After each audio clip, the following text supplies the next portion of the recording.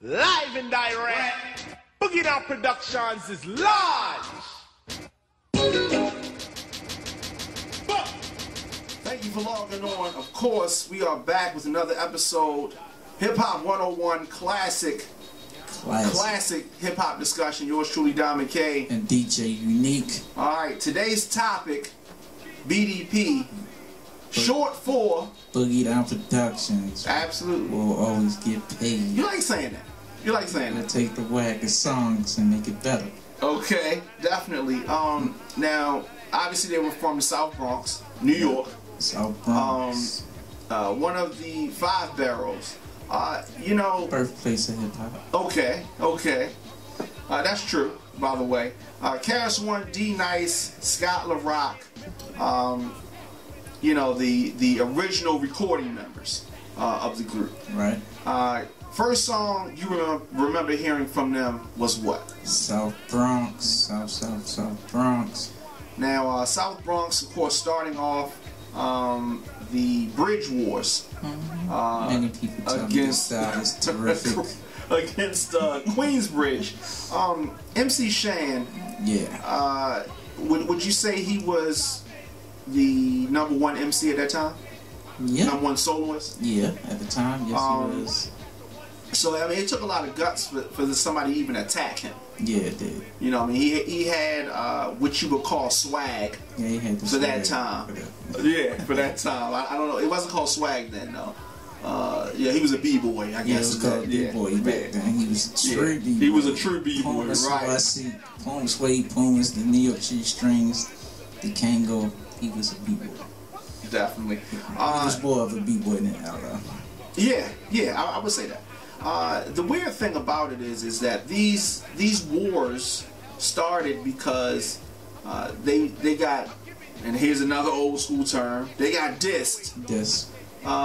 WBLS. Yeah, by Sir Juice, and who is Mr. Magic, aka Mr. Magic. Rest in peace. So they ended up taking their record and going down the street. Cool DJ Riddler. Definitely. 98.7 Kiss. Yeah. Believe it. But definitely, so they sound real. Correct. We're only doing this for educational purposes. Yeah, educational. We don't really talk like that, but we used to. Yeah. All right. The thing is that this ignited a war. I mean, it was already wars between the stations. Right. Already wars between their neighborhoods, and then they put it on record. But you know, the back and forth, and it was back and forth between the whole Juice crew and BDP. Did you ever hear of it getting physical? No. Which is a good thing. It stayed on record. Stayed on record. And they talked about each other like dogs, though. Dogs. But it stayed on record, and that definitely is a good thing. But unfortunately, bad things were to come. Eventually, they released the groundbreaking album, one of my top 20 favorite albums of all time, Criminal Minded. Criminal Minded.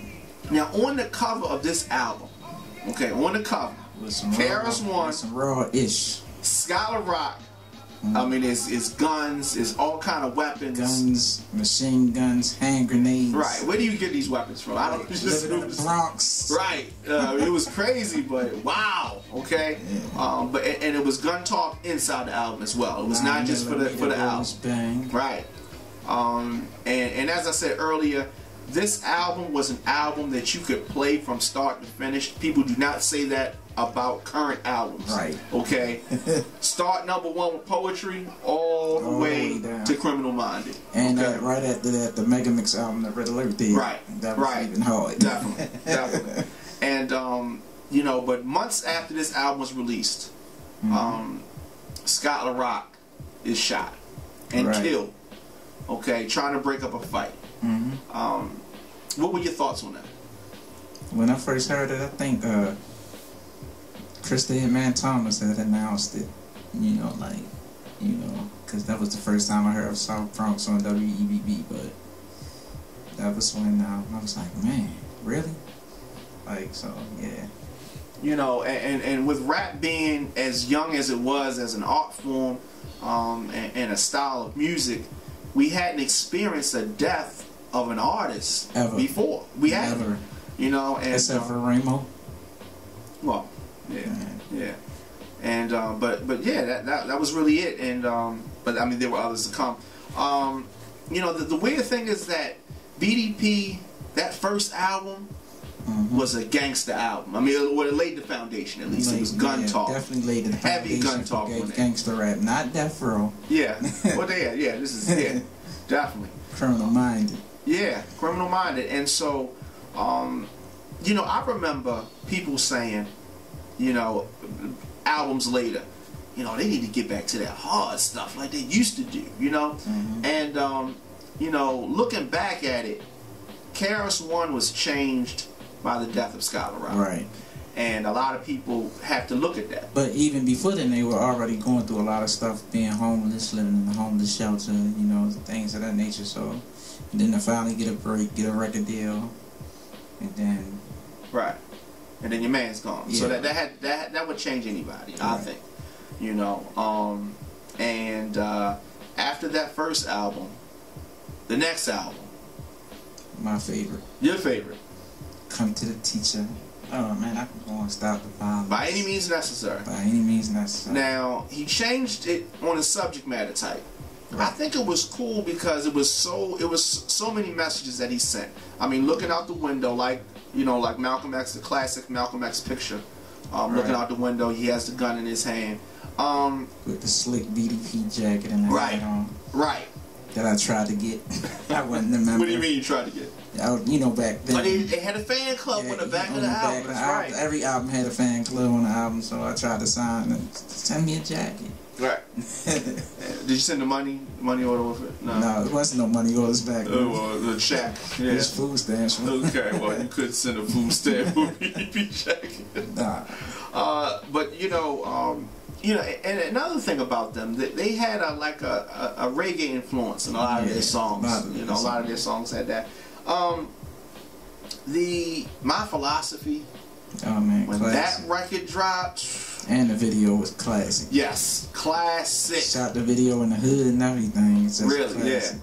Yeah. I mean, it was just standing around with the B-boy stands, breaking them muds with the BDP jackets on. That was just hard.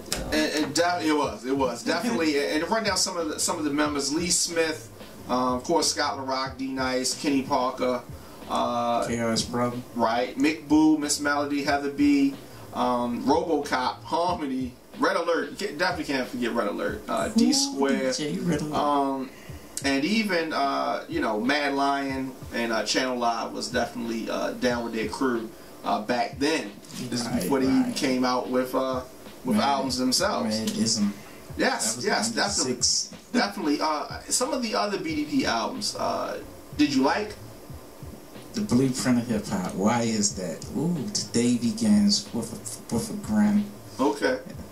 You quoting albums? Excuse my sin. Okay, but you know, so listen to the BDP crew. We're not here for glamour or fashion. Okay, all right. Now, 5 albums. Just giving a little lesson. Thank you. We needed that. 5 albums recorded as BDP. Like that. 5 albums. No disrespect. It's all good. 5 albums recorded as BDP. Of course, Criminal Minded, By Any Means Necessary, Ghetto Music, The Blueprint of Hip Hop. Ghetto Music was my joint. Edutainment, excuse me. And Sex and Violence being the last one in '92.